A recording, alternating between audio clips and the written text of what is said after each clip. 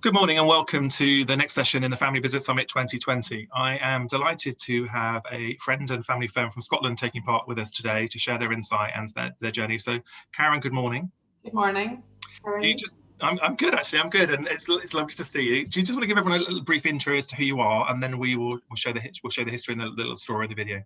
Yeah, thank you, Paul. We're Angel Share Glass. We are glass manufacturers based in central Scotland, and we are father and daughter, and now my husband team. So we are very much a family-orientated business. All our staff are very much part of our family as well. So yeah, so we've been trading since 2013, and we have now 7 staff. We did have 10, but due to COVID, we've had some losses. And yeah, we manufacture glassware predominantly for whiskey lovers and people who like to have a nice experience and have some high quality Scottish glassware. So it's all manufactured in Scotland. We have 2 in-house glassblowers, and we also subcontract to other Scottish glassblowers within Scotland that have their own studios who make our designs for us as well. So yeah, so we're quite small but perfectly formed, as I like to say. And very Scottish. Then you're very true to your roots, and the provenance is obviously Scottish through and through. Absolutely, yeah. And my dad, who is been glassblowing since he was 15, has taught many of the glassblowers who now work for us, which is quite nice. So there's a legacy element of that as well. So, and it's great that your dad's still involved, isn't it? Yes, fantastic. Yeah, at 81, he is amazing. Wow. Well, and it must be lovely for you to work with him as well. Just have that time, that special time.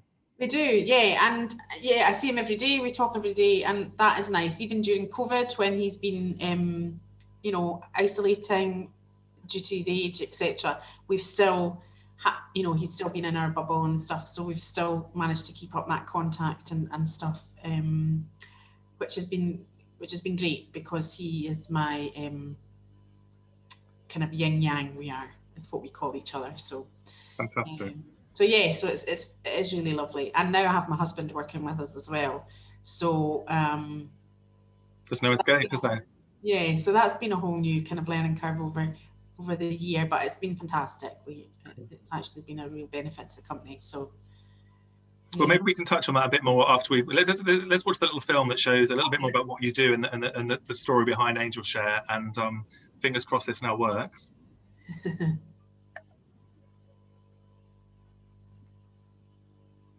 it got sound?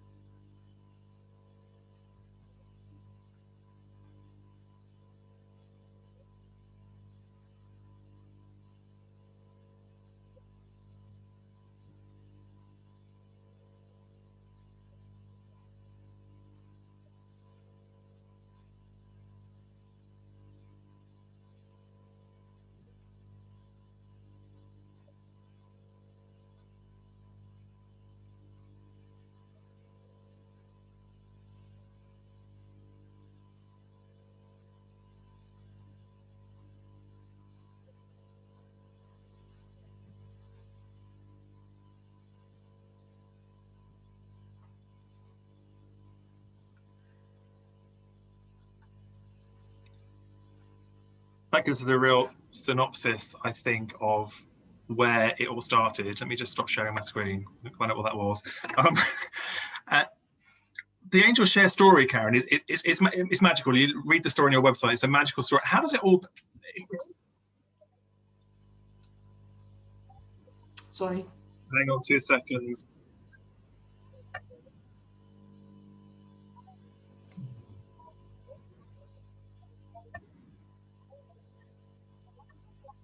Sorry, that's my daughter's, the joys of working from home. My daughter's got Teams on our computer, and Teams has just decided to launch this advert for us. So apologies for the interruption, everybody at home. For the audience that are listening, if you have any questions for Karen and the story of Angel Share, then please share them through the chat function and I will ask them. But Karen, let's just go back to the beginning in terms of the story and the story of the Angel Share, because I think it's really magical. Yeah, so realistically what happened was there was a film came out in 2012, it was actually, and 2013 we watched it by Ken Loach called The Angel Share, a comedy Scottish film. And when we watched it, we kind of had a bit of a kind of stare at each other moment and went, do you know what? Everywhere we go, and we've been in and out in distilleries doing distilling glassware, because we don't just do giftware. And so we'd been in and out of distilleries, and every distillery we'd been affiliated with in some shape or form mentioned the Angel Share in their tours and to their visitors. And we said, you know, there's nothing out there that represents the Angel Share. It's talked about a bit like the Loch Ness Monster. You know, no one's ever kind of seen it. So that is when we formed the plan that we were going to design a little angel and fill it and seal it with whiskey. And the whole point of the sealing is that it's the Angel Share and no one else gets it. And to seal, you know, flammable liquid in a glass angel is quite difficult. So I needed my dad to for that process. So we came up with a design. We had many trial and error going through it all, and then the angel was born. And so that was the start of it all, and thinking that we would just my dad was retired, and so pulled him out of retirement thinking that I would just go around craft markets and farmers markets and craft fairs and things, and that didn't happen. So the angel was the start of everything, and then everything else, all our other designs and products came after that. It kind of opened a floodgate of ideas and concepts and innovation for us. So we just rolled with it, and so Angel Share, the company, was born. And the studio is based in, is it Bridgemallen? Yeah, so we're in central Scotland, Bridgemallen. So we actually purposely, we used to work from home studios, so effectively summer houses in the garden. And then we decided that we needed somewhere, you know, bricks and mortar. So we actually did a crowdfund in 2016, and we built the studio here. So it's purpose built, it's got full extraction, it's also got, you know, oxygenators, so we don't need to use, you know, bottled oxygen, and so it's quite environmentally friendly in that respect as well. So we did a lot of work on it, and now that houses 2 of our in-house glassblowers. And we also have the opportunity for people to come, not at the moment, but certainly in the past we've had internships or training of some kind from Glasgow College, etc., where students can come and spend some time with Tom and Gillian, our other glassblower, on learning the trade. So it's been a bit of a dual purpose as well. And presumably it's a unique, I mean, I've been to Murano actually and seen them blow a fruit bowl and other things, which was stunning. And it's incredibly difficult. Well, it's beautiful to watch, but it looks incredibly difficult to do. So in terms of craftsmanship going forward, is that a challenge for you, finding people that can continue to do your trade? Yeah, well, actually, there's quite a lot of glass centres in the UK. So Sunderland has a massive national glass centre, which actually pulls through quite a lot of students. But people tend to either specialise, there's so many mediums in glass blowing, so they'll either focus themselves in kiln furnace work, which is the big kind of Murano style glass blowing, and lamp work, which is what we do on a bench, and with a torch flame, is quite niche, I suppose, in the glass blowing terms. So not a lot of people specialise in it. So that is quite difficult. It's becoming more and more popular, because it is quite integral to certain designs, and now that there's a demand for products kind of similar, and we've kind of worked out ourselves how to use our skills to produce what we produce here, people are becoming more interested. So the glassblowers that we do use currently, as I said kind of before, are ex trainees or employees of my dad, and so we use their skills that they've learned and crafted up themselves, and we just give them our designs, and they use their own creativity to make them. So so getting skilled workers, we pretty much have to do in-house training here. So at least you manage the quality, then you get what you want in terms of the output as well. So there's control. So you've been going 7 years, you're into your 7th and into your 8th year now. What have you learned along the way in terms of working with your dad? And then obviously we'll come on to your husband coming in at the moment, but just working with dad, how's that changed the dynamic? Has it changed the dynamic between the two of you? Not really. We're always a kind of, you know, father-daughter team anyway. I lost my mother 3 years ago, and that I think brought us closer together in terms of it gave my dad a complete focus. Yeah. And so, yeah, he was more invested, I would say, in the business at that point because he needed something to focus on. So I think that was quite a big driver in pushing on to where we're at, most definitely at the moment. But yeah, we've always been quite close. We're very yin and yang. So he's Mr. Level-headed and I'm Mrs. Risk-taker.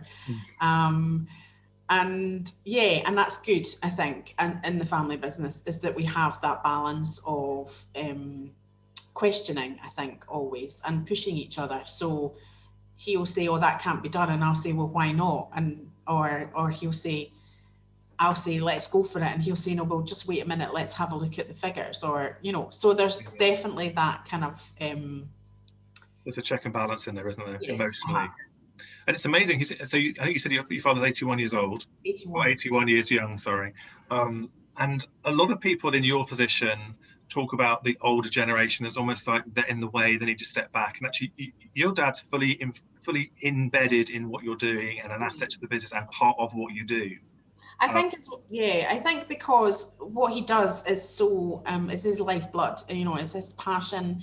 He's created things all his life, you know, for different aspects, and has been awarded for that. He got an MBE in 2017, and so it's his lifeblood. If he was ever to stop, he would stop.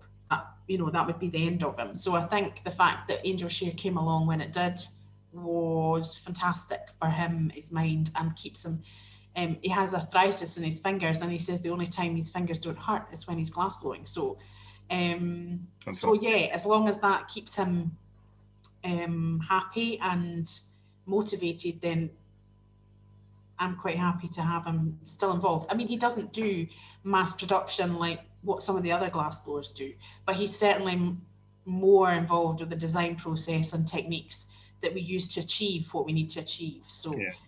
For new designs, he is definitely key, and I've watched him all my life. So from 3 years old, I've stood behind him and watched him create things. So actually, even though I don't get I can glass blow, but even though I don't get a chance to because I'm running the business, I can stand behind Gillian or some of our other glass blowers and say, no, your hand needs to go this way. You need to bring it this way, because I've watched his movements so. You know, so many times, presumably. So many times, yeah. So I know what little tweaks he does, and I know what, and even when we developed a product for the Kelpies, which is the big horses in Falkirk, and we just could not get the shape of the head correct. And I said, oh no, we just need to do this. And he said, how do you know? And I went, because I just know, just try it. So we did, and it worked. So. So yeah, so there's little things like that just keep us going. And you're exporting these products all over the world now, aren't you? Yeah, globally. We've just done a huge shipment for Christmas over to Australia. We have just signed a deal with a big company in New York called Uncommon Goods, which is a massive company in New York, which is fantastic. So yeah, we have distributors or stockists who sell our products pretty much everywhere. Dubai. Europe, Germany, yeah, America, Canada. So we're very lucky, and the fact that you know, our products are different and they are inherently made in Scotland has that effect. I mean, one thing I talk to a lot of family businesses about is their story and their narrative, and actually using the story to help build the brand. But do you think your story and the story of the Angel Share helps in that in any way? Yeah. And do you think being Scottish is also a really big plus when it comes to export? Yeah, but it can be a bit of a problem sometimes, because a lot of people might not know what the Angel Share is, or so there is an element in the brand of having to explain what we do and what the connection between the Angel Share is. Yeah. So it's not always a, like possibly a candle company. They go, okay, you make candles, we know what candles do, kind of thing. So there is an element of explanation in what we do, which can be quite hard when you're trying to speak to a different culture or a different country. But yeah, I think whiskey is universal, and as long as they get that our stuff goes with whiskey, then the door's opening, isn't it, already? Yeah. What values are important to you, Karen, as a business? Yeah, so we have quite within the business, we have quite, all our staff are quite invested in our values as a family and as a company. So quality and certainly authenticity. So yeah. So the fact that our products are made by one person, are unique. Every single one has a slight difference. It's not made in a mass-produced factory or and that has its challenges as well, because we have small, we have a reduced capacity that we can deal with, and as we grow, we always have to look at what our capacity is for supply and demand. So yeah, so definitely quality and authenticity for the main parts. And then just this customer service is really high on our agenda. So we listen to our customers quite a lot and change things based on what they feedback to us. So we're very much customer centric in terms of, what would make your whiskey tasting set even nicer, or so these kind of things which help us grow as a company as well. But the fact that the glass blowers are in Scotland, I think, has an added bonus in terms of people just love Scottish people and Scotland in general. So it's friendly, and I think the Scots have a bit of a trustworthy, honourable reputation. So that helps as well. Yeah, definitely. Ticks all the boxes, I guess, in terms of story and exporting, and there's a brand story, and also your values come through when you talk to you. How do you differentiate, or how do you separate work from home? You just said your husband's coming to work with you this year. So how do you, everyone talks around, I'm sure you have conversations around the Sunday table and the kitchen table, and there's obviously pillow talk, and it's probably around business, but how do you maintain that line between too much business and not enough, just to get the balance right? Yeah, I have. In the beginning, you're all gung-ho, and so everything focused around the business, and my husband wasn't involved in at all. So I felt quite alone when I came home, and I purposely didn't discuss business at home. So it was very much a 9 till 5 thing. From the beginning, I also, because I had a young family when we started, I was very much, weekends were mine, and that was when I switched off. And I still have that, that we don't, unless it's events or whatever, we just don't do weekends. We work really hard during the week, and that's our reward. And so when we're at home, certainly when me and my dad get together, and if we have a Sunday dinner and Dad's there, it's all about business. And we are told to shut up quite often. But the next gen. We kind of deal with everything during the day, and then when we get home at night, it's family time, and so that's quite good. And it's worked really well, actually, even in lockdown. So. And you've worked throughout, haven't you? Yeah, we have. We furloughed initially in the beginning, and so it was just down to myself and my husband to run the place. And then we brought everyone back as things, we kind of pivoted and changed and brought out new products which we weren't expecting to bring out. We just thought, let's do it. Let's see what happens. We've nothing to lose. We just need to see what we can do to keep moving. And actually, it's worked really well for us, and so we had to bring staff back earlier, and we're now back to, obviously we lost some staff, but that was not due to us making anyone redundant. That was just purely people's choice at that time, was to move on or to concentrate on their own families and things that they couldn't do working from home or whatever. So it's been quite interesting, and I feel like I've not had a break, even though we have been away at different stages. But actually, it's kept me quite sane having that same routine. I think if I'd been stuck in the house and not been able to manage the business, would have been really, quite devastating for me. Yeah. Have you found there's time to reflect? You've mentioned bringing out new products that your words were there's nothing to lose. You brought them out hoping they'd work. They have worked, but actually, has it given you time to take sort of a little bit of pause and reflection and focus on a strategic kind of decision making process? Yeah, absolutely. And obviously, right as soon as COVID hit, a lot of our business to business kind of fell off a cliff, especially in the UK. Yeah. And so we had to quickly think, and we were really lucky that we have quite a heavy e-commerce side, so our website and Amazon and stuff. And we just put all our efforts. We educated ourselves. I was doing a e-commerce practitioner's course, which I managed to complete during lockdown as well. And so, yeah, we did a lot of learning actually in that first month, 2 months. We did reevaluate and let's go, right, okay, how can we make this better? How can we stop doing, and there was a lot of things as well going back to, it was like a bit of going back to being a startup because it was just me and my husband. Yeah. And we suddenly realized that we were, I was packing boxes and going, why are we using this? And why are we not using this? So there was lots of issues so we made a lot of changes in that time, which was really good.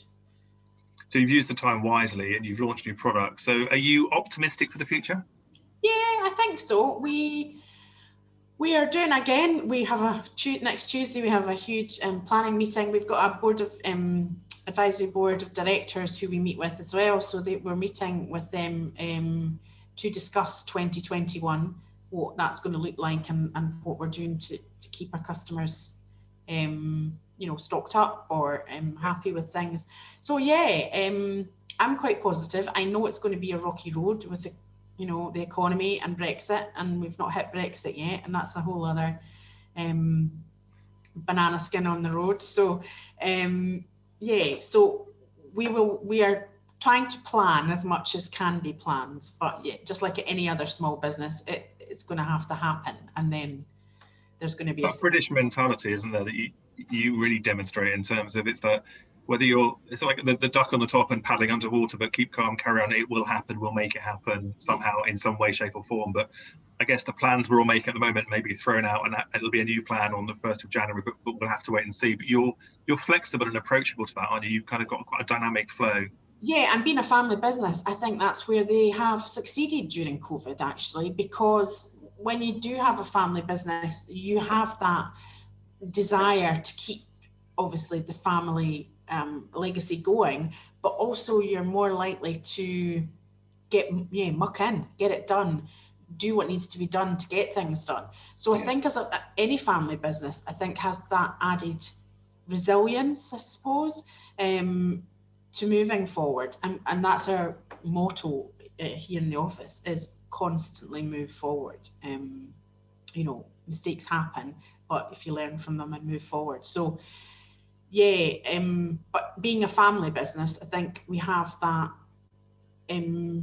support, I suppose, as well from each other in terms of it's okay, it's going to be okay. We can get through this. We've got through other stuff, especially from my dad, who's been in business for a long, long time and has been through recession after recession and stuff. Okay, COVID's a bit different, but yeah, there's definitely that support of having your family. Yeah, and they go above. You always go above and beyond as well. And would you say what's the best bit for you, Karen, about being a family business? What's the best bit of your working day? The best day of my working day is, I suppose, I'm going home happy and not having endless worry or problems to solve. I know as we grow as a business, these things, grow as well. But we've been incredibly lucky, and we love what we do, which I think comes across in our products. And I think, just going home happy is the best thing about, and being able to pat each other on the back quite often. Yeah. So that was really good. And is it still fun? Yeah, I'm still smiling. Well, you're always smiling, I think. I've never seen you not smile, to be fair. Yeah, it's still, it's challenging. It's probably, and I love a challenge, and being able to conquer challenges is my thing. And I would say we're still, we're continuing to thrive, which is a nice feeling at the moment. Well, that's really good to hear. And what are the plans for the future? You mentioned obviously your father's the older generation that you and is there a next generation coming through you think will take it on at some point? Yeah, so contingency, I suppose, is the Yeah. term that we use. So we are trying to create a legacy. We're creating at the moment a digital catalogue of my dad.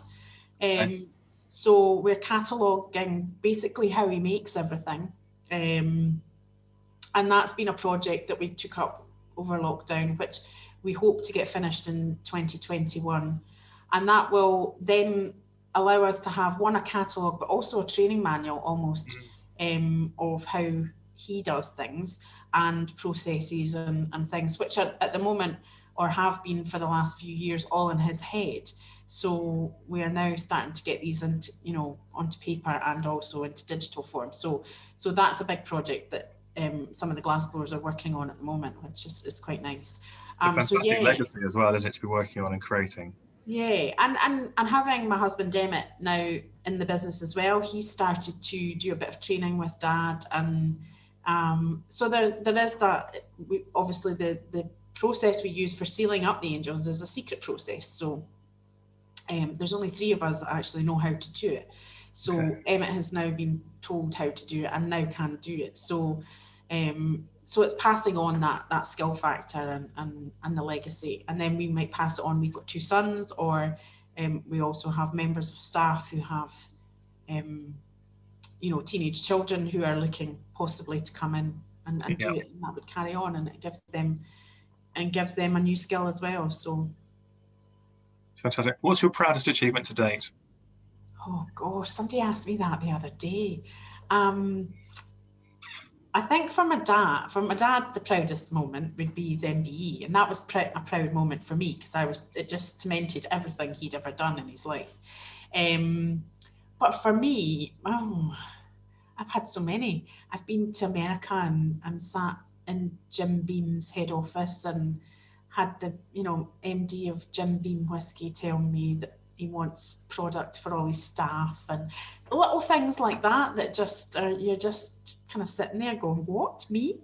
So yeah, and even Brown Foreman in America as well. I've sat in their head office and had lunch and stuff, and just little lovely incidents that we've been so privileged to experience.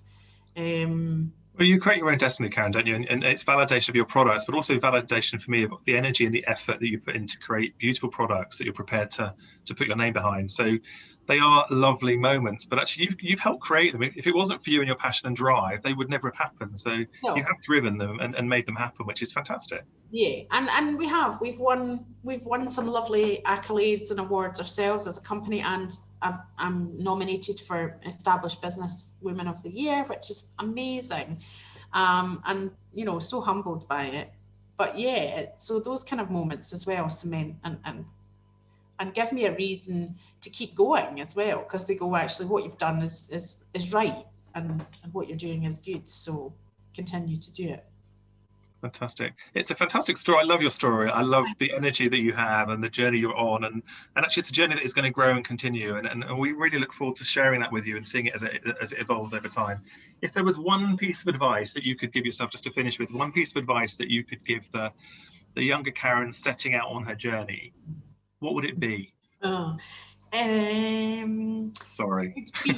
It would probably be, don't get overexcited about things.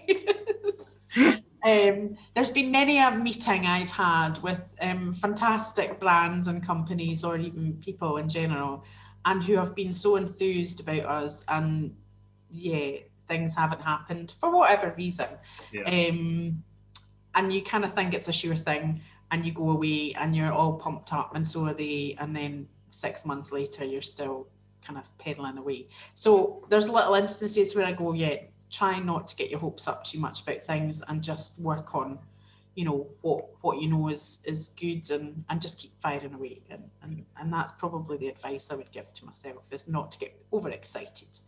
That's a maturity thing. It comes with experience. But we've all been there, and you get excited, and then it doesn't happen. But actually, you have to make it happen. And if it doesn't, you move on and make something else happen. But I think we've all been there. And it's probably good advice to the next generation coming through is that you probably can't change the world overnight. You want to try and you want to make a difference, but it doesn't always happen quite as quickly as we want it to.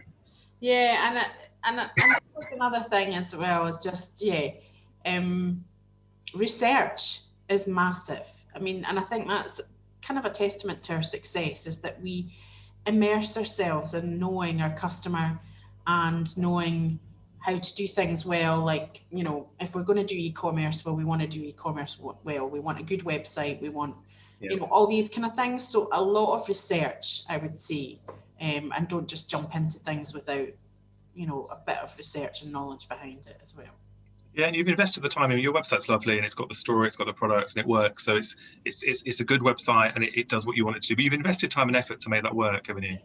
Yeah, and to make sure that what we're doing is reaching the right people and you know, getting our brand out there. Really, it's all about brand building, and if we're not doing it correctly, then the brand's not going to succeed. So yeah, we do a lot of research into customers, especially, and what trends are coming out and things that we can adapt and make that would make things nicer and easier. So yeah.